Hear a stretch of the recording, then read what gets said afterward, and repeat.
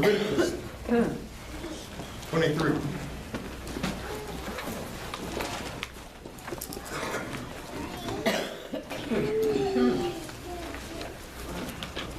Also, Hebrews 12.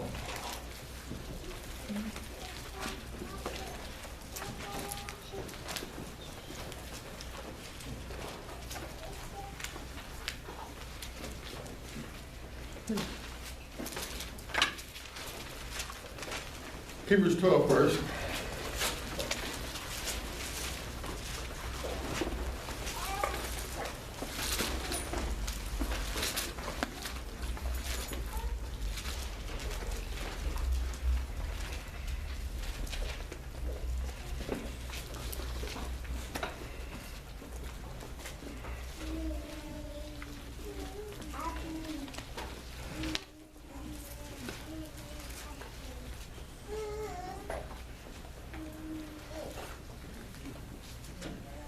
Wherefore, seeing all we also are compassed about with so great a cloud of witnesses, let us lay aside every weight, and the sin which doth so easily beset us.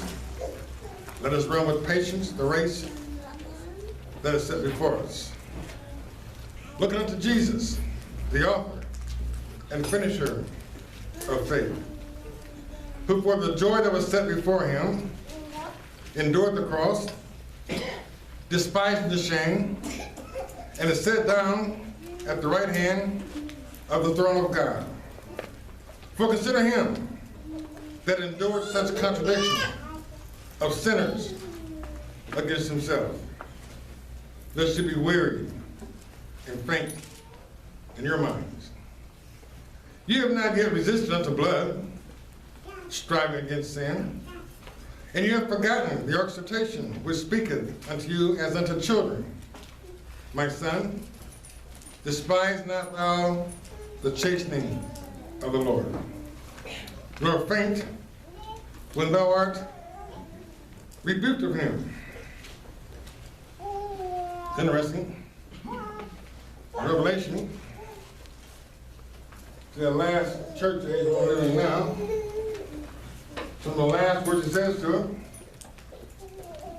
those whom I love, I will rebuke and chasten.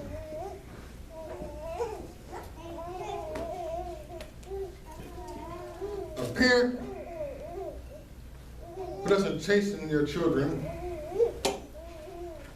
you don't love them. Let them run amok in the wild, so bad that you can't stand them. Always calling somebody to find a place to go. I thought it'd be nice if my kids spend a week in trials. No, they won't.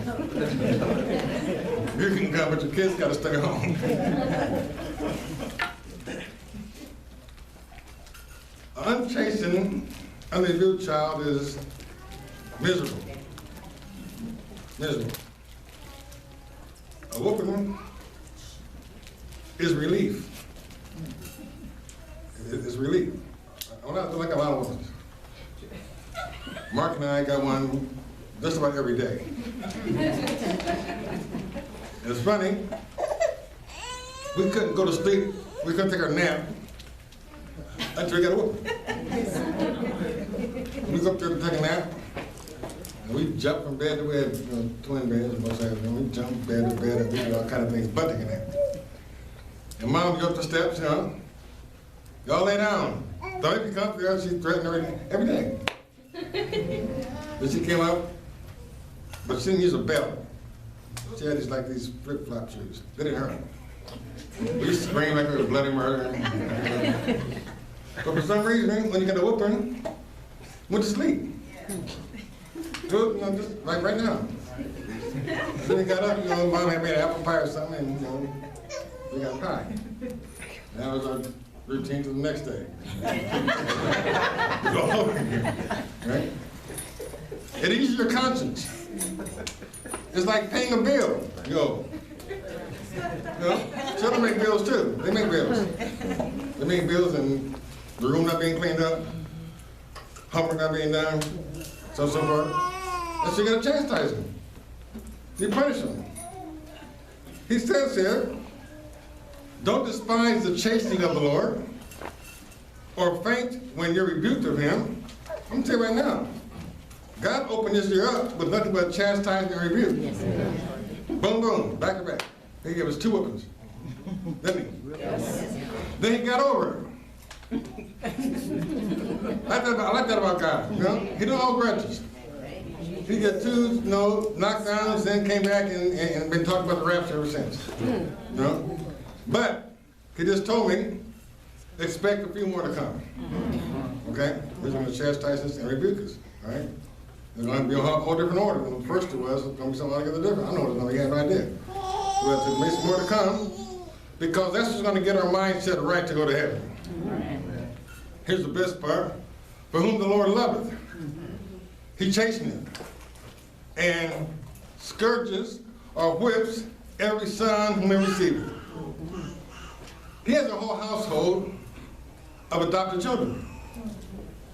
The whole family of God is adopted. You know? It tells us, as Gentiles, we were adopted or grafted into a natural tree. We were a wild tree. God said he grafted us in. So the whole Gentile segment of God's church are adopted children. And so he says every son he receives, whether by natural birth or by adoption, he whips them. Okay? If you endure chastening, God dealeth with you as with sons. That's the feel-good part about getting beaten. That means your hands. You know? You still go to church every Sunday, come out feeling like, you know, that doesn't touch me. I can't think of too many messages I've preached that don't touch me. I'm telling you, I prefer the Lord to touch me out at the end of the message, so I can have the illusion of thinking I'm okay. Somehow I get to the end of the message, man, you know, real quick, you know, like that kind of thing, you know? Like one of those, who was that boxer, Oscar De La Hoya? He had some real fast combinations, you know? You gotta do a combination on it at the end of the message, and I walk out feeling not quite so good about myself. I'm feeling good because you know the Lord loves you, because he's still hitting you. If you come to church and God doesn't hit you, you're not his. You know, the message should rock your world sometime. You know? This should just leave you feeling like, okay, he got me. But should relieve you, because it means he knows he's talking about you, and the fact that he says something to you means he loves you. Let's give you a chance now to correct it. For what son is he whom the Father chasteneth not? But if you be without chastisement, where all are partakers, everybody gets what? Everybody. Don't tell you about walk out of church thinking, oh, he's talking to me. Well, that part of the message at that particular time was, but God talks to everybody every Sunday and every Wednesday. Sometimes Tiana come to the house at the church. Well, you gave us a whooping today, didn't you? I said, well, the Lord did, you know. But we recognize it. You know you got beat up, don't you? It's like the Lord been outside your door. You're saying what you've been doing. Then it comes down to your street with the broom and starts sweeping up, you know? And you're on the floor. He's sweeping you. But if you be without chastisement, or of all partakers, then you are bastards. And that's a bad word to call somebody. It's not the bastard's fault that he is a bastard. Right? But that's what he is, nevertheless. Right? And God has no bastard children. Period. Furthermore, we have had fathers of our flesh, which corrected us. And we gave them reverence. Didn't you? We'd be in church as little kids. Dad would sit in the pulpit. We'd be cut up a little bit, you know, like little kids do in church. We'd be in the back row. And all they had to do was just cut your eye. We stink right now. He ready to come to the pulpit. He ready to lay hand on us. He just looked at us. So the last thing we wanted to do was get in that car with him to go home to church. You know? We fixed it right away. I was scared of my dad. And I realized that that was not the kind of relationship to have, but I feared him greatly. When Dad said something, there was never a process of, let me think about it, or even act like you're thinking about it. You know? I jumped up right away, even if I didn't know what he told me to do. You know what I'm saying? When Dad was coming home from work, when he get that porch, we had to be out of his chair before he opened the door. Couldn't remember him to stand there for a minute and wait for us to move out of his chair. We'd be out of that chair when we saw him coming out the alley. His chair shouldn't have been warm. You know? That's just how it was. You know? The newspaper did not get open, did not get unfolded the man delivered until it got in Dad's hand. He's the only one who could open the newspaper. God forbid if the newspaper was open and some sections are out of place, whatever, it just didn't happen. The newspaper came to the house from the front porch and went from the front porch to his chair. And stayed there till he got home. You know? But he corrected us. And I gave him reverence. Shall we not much rather be in subjection to the Father of spirits? Amen? He said when God beats you, it becomes subject to the beating. You know?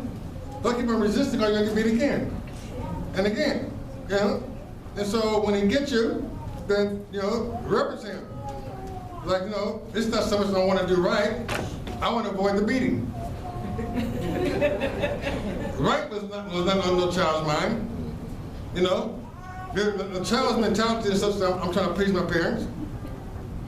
They don't know what parents are. The child's mentality is, I don't want them to whoop me. Right?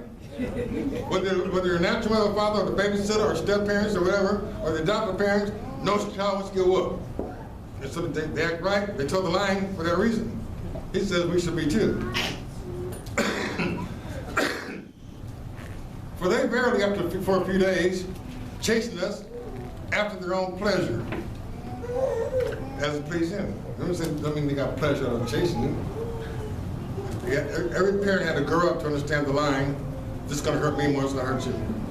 Right? Because your kids, don't bother telling your kids that. Because that makes no sense to them at all. Okay? It's going to hurt me a lot more, it's going to hurt you. What? Ain't no belt in your hand. They don't get hurt at all. I wish I could put a belt in my hand and whoop you. That's probably kids think that way. But that doesn't make any sense. My mother used to tell me all the time, well, it's going to hurt me a lot more, it's going to hurt you. And I try to figure that out. I can understand it. Because, you know, she didn't, back in those days, everybody would have been guilty of child abuse. That's right. You know, they took ironing cords, you know, all kind of stuff to beat us with. Sticks, you name it. Nowadays, you call the authorities, we'd all be taken away somewhere and our parents would be in jail. Right? That's right. You didn't go to school to show nobody your marks. Did you? No. You were ashamed you got a beating. That's right. First I got a padding in school in front of the class until I come to the front of the class and bend over. Took that pad over. You know? That was the most humiliating thing in the world. To get swat in front of the whole class. You know? For something you did. Throwing spitballs or something. It was just, you know, little branching. I don't point.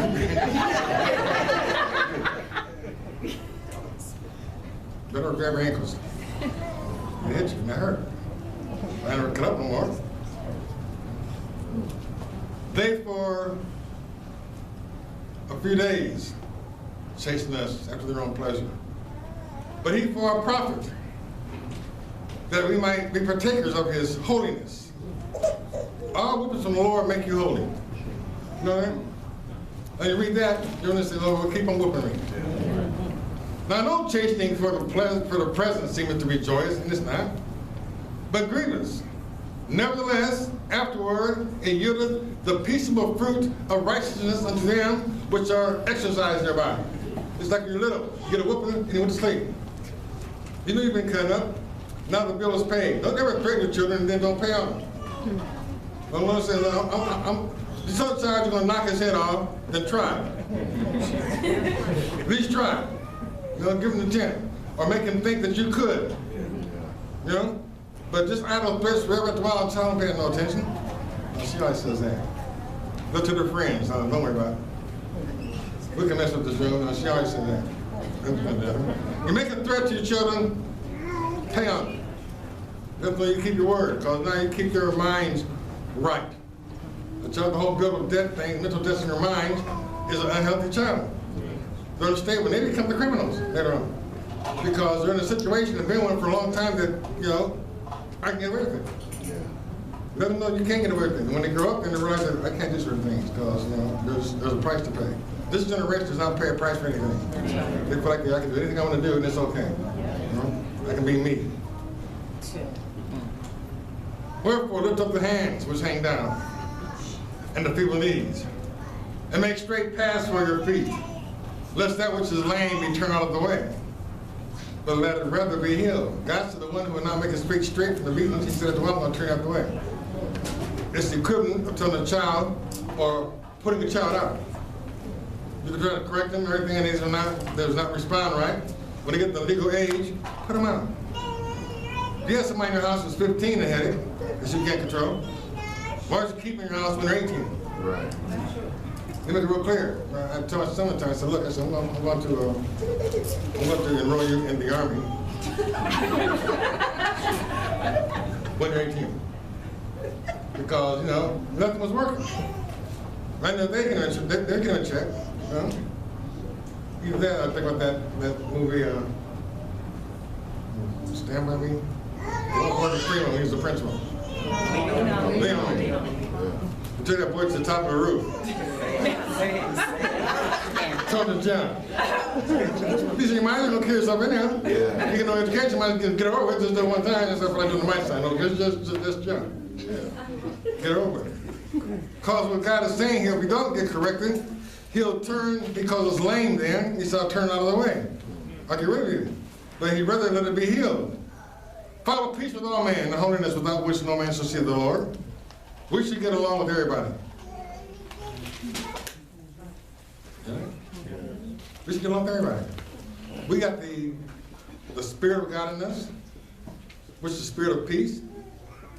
We have the knowledge of the truth, a knowledge the world doesn't have, and even somebody we don't like, can't seem to get along with, as saints, we should be able to figure out a way to get along with them. Or they'll ask God, Lord, how to get along with this worker here that I can't stand. This real thorn in my flesh, Don't keep on going there with a chip on your shoulder. Right. And they're not going to run me. Right? We're in a role whereby we submit. That's part of our training. Submitting is part of chastising. Humbling yourself is part of a correction process. And God puts things in life sometimes to cause you to humble yourself. Not to see how tough it can be. I ain't studying this person, so I was over and come on the job making noise. Any kind of noise on our job should not be caused by us. Blessed are the peacemakers. We should be making peace. Everywhere we go, we're the salt of the earth. Salt is peace. We should be salt in every situation we come into. We come to a war zone, we got to salt it down. Right? You get to a house, you're going to a house with a lot of confusion going on when you walk in the door. That confusion in that house should end right when you come in. Just your spirit should stop. And if your spirit doesn't stop, then you say something, but you should put an end to it. We're not even made, God, with the Spirit of God, we're not even made to be able to deal with confusion. It goes against our grain. We want to end it as fast as we can. We really can't deal with loud music. Satan's music is confusion. Yes, it is. Basically. And a lot of it, after a while, it just starts doing something to your brain. This one, just turn it off. Or at least turn it down. Looking diligently lest any man fail the grace of God. That's the big one. How do you fail God's grace? How do you come short of God's unmeasurable favor, unearned favor? How do you know? Lest any root of bitterness springing up trouble you, and thereby many be defiled. You can hold a grudge against somebody. It's not going to hurt them, it's going to defile you. Holding a grudge is much more difficult than forgiving one, than releasing one. You release a grudge, you automatically have relief right now. Holding it is a lot of work. Sometimes, particularly if you forget. You ever get mad at somebody? Your spouse, I forgot you was mad. He comes, hi honey. Oh,